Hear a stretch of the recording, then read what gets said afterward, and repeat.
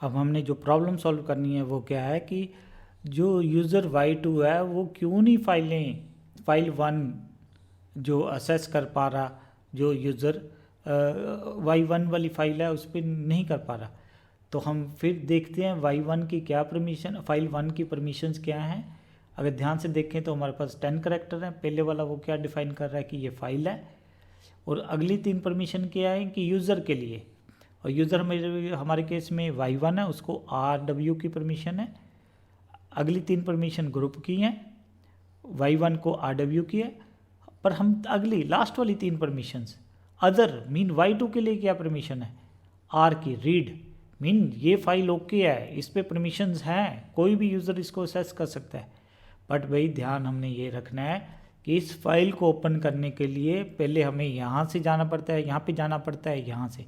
इसलिए हम क्या करते हैं, यहाँ पे चले जाएंगे बिल्कुल सिस्टम रूट के अंदर, होम डायरेक्टरी की परमिशन चेक करेंगे। फिर हम यहाँ पे बैठ के इसकी चेक करेंगे, किस कमांड से, यहाँ पे बैठ के हम ls-ld होम लिखेंगे तो इसकी परमिशन बता देगा। फिर होम के अंदर बैठ के ls-ld y1 लिखेंगे तो इसकी परमिशंस, और जैसे हम परमिशन देखेंगे तो हमें ये वाली नज़र आएंगी परमिशंस। अगर इसकी परमिशन बाद में इसकी डेमो भी देखते हैं, पहले मैं इसको एक्सप्लेन कर दूँ कि जैसे यहाँ पे हम ये सिस्टम रूट पे बैठ के, ध्यान रखना है जब आपने परमिशन चेक करनी है एक हाथ पीछे आके आपने करनी है। इसकी चेक करनी है तो यहाँ पे बैठ के, इसकी चेक करनी है तो आप यहाँ पे बैठ के चेक करोगे, इसकी चेक करनी है तो आप यहाँ पे बैठ के करोगे चेक। तो हमने इसकी परमिशन चेक करनी है तो यहाँ पे बैठ के क्या कमांड चलाएंगे, ls-ld करके कमांड चलाएंगे। तो ये यहाँ पे हमें ये 10 करैक्टर शो कर देगा। पहली चीज़ तो d मीन ये डायरेक्टरी है, ये वाला होम क्या है, डायरेक्टरी है। अगली 3 परमिशन rwx, और आप सरप्राइज रह जाओगे, हालांकि हम y1 यूज़र की तरह लॉगिन किया होगा पर वहाँ पे हमें वो शो करेगा कि ये 3 परमिशन रूट यूज़र की हैं। तो रूट यूज़र क्या कर सकता है, rwx, कोई दिक्कत नहीं है, रूट तो कुछ भी कर सकता है। फिर हम देखेंगे 3 अगली परमिशन ग्रुप, फिर वो रूट का ग्रुप है वो भी कुछ कर, पर भाई हम अगली 3 परमिशन पे कंसर्न है। अगली 3 परमिशन पे rx है, मीन y1 y2 y3 और जितने भी यूज़र्स हैं उनके लिए क्या परमिशंस हैं, क्योंकि ये अब यूज़र को रूट को बिलोंग करता है तो ये उसके लिए बाकी सारे यूज़र क्या हो गए, अदर हो गए। y2 को क्या परमिशन है, r और x है, और भाई डायरेक्टरी के अंदर r और x परमिशन हो तो क्या होता है, ओके होता है, जा सकता है, लिस्ट कर सकता है। इसका मीनिंग यहाँ पे भी कोई प्रॉब्लम नहीं है, ये भी क्लियर है, ये भी क्लियर है, ये भी क्लियर है। अब रह क्या गया हमारे पास, ये वाला हो गया। तो हम यहाँ पे होम पे बैठ के फिर ls-ld करके इसकी परमिशन चेक करेंगे और देखेंगे कि जो परमिशन आती हैं ऐसे करके नज़र आएंगे आपको। ठीक है, तो पहला करैक्टर क्या है, डी डायरेक्टरी है, कोई इशू नहीं।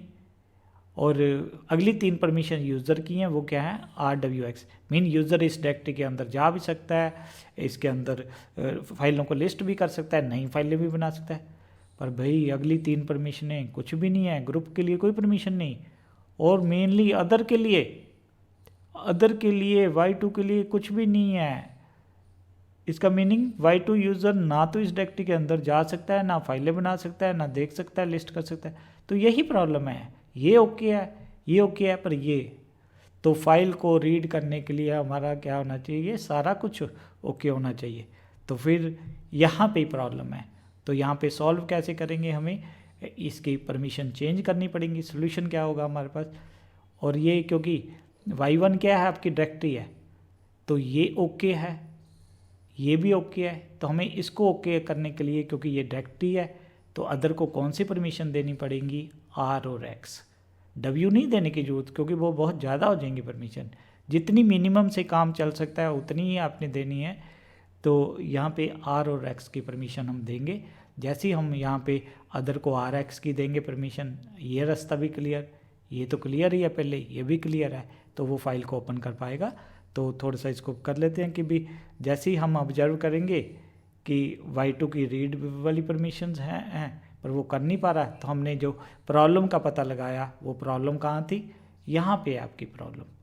तो मैं इसको फिर तो इसका मीनिंग प्रॉब्लम को सॉल्व कैसे किया जाएगा कि भाई यहाँ पे जो है ये जो वाई, अब ये परमिशन ये नहीं है कि Y2 अपने आप यहाँ की परमिशन चेंज कर देगा।